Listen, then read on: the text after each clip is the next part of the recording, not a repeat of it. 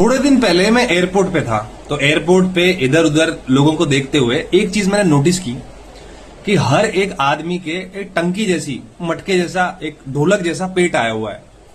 अब ये ढोलक जैसा पेट है, ये आजकल बहुत ही कॉमन हो गया है हम इंडियंस में। पहले तो हमारे जेनेटिक्स इसमें बहुत बड़ा रोल प्ले करते हैं, फिर हमारी डाइट एंड हमारी लाइफस्टाइल, उसका क्या ही कहने।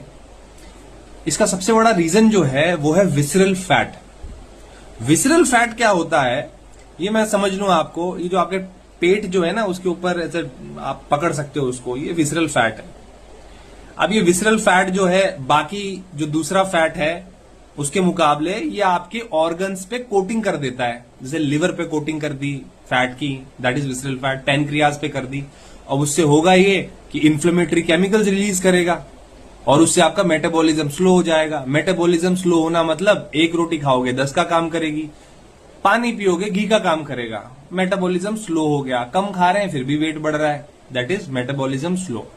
अभी आप एक चीज देखिए, यदि आपका अगर मर्द जात है आप और आपका पेट जो है, ये इंचेस में अगर मैं बात करूं, 35 इंच से ऊपर की पैंट आ रही है ना, तो चैन से सोना है तो जाग जाओ। और महिलाओं में 31 इंच से ज्यादा, तो आप लोग जाग जाओ, ये विसरल फैट आपका बहुत ज्यादा बढ़ा हुआ है। उसके लिए आप, आगे हम बात करेंगे क्या करना है। अब एक स्टडी अभी हुई थी, उसमें पता लगा कि 40% महिलाएं जो हैं वो एब्डोमिनल ओबेसिटी का शिकार है इंडिया में, और 12% से ज्यादा मेल्स। और 2050 में ये आंकड़ा जो है 20 साल बाद में, लगभग 25 साल बाद, ये बहुत ज्यादा बढ़ जाने वाला है। लगभग 450 मिलियन इंडियंस को ये समस्या हो जाने वाली है। मैं कहीं रील भी देख रहा था तो उसमें बोल रहे थे कि 2030 के बाद में एक फिट बॉडी जो है वो बहुत बड़ी लग्जरी होगी। ये बात बिल्कुल सही है। अब ये जो विसरल फैट है पेट में जमा हुआ, ऑर्गन्स में जमा हुआ है, ये एक चीज और दिक्कत पैदा कर रहा है, वो है इंसुलिन रेजिस्टेंस।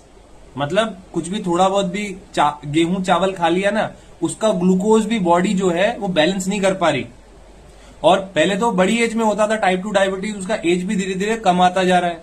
40, 35, 30 में आजकल कई लोगों को शुरू हो जा रहा है।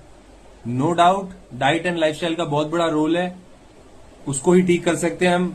तो मैंने जैसा बताया, यदि 35 इंच मर्दों में और महिलाओं में 31 इंच से ज्यादा कमर हो चुकी है, तो भैया सबसे पहले तो आप अपनी डाइट को ठीक कर लो।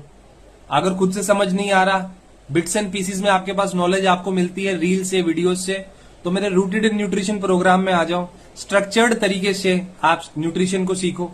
दूसरा, अगर आप वर्कआउट करने का टाइम नहीं है तो पैदल चलना शुरू कर दो। इस फैट परसेंटेज को कम करना, इस पे फोकस